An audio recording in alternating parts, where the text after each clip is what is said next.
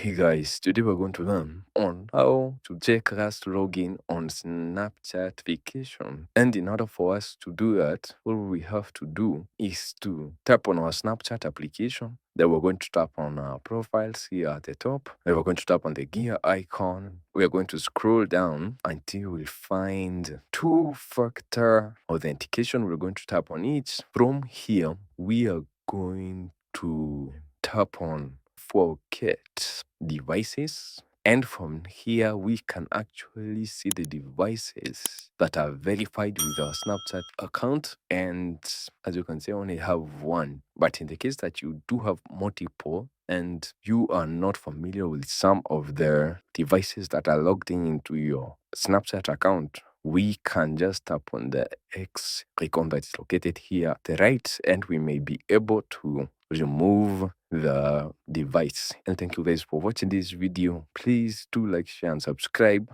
and I'll see you guys in the next video.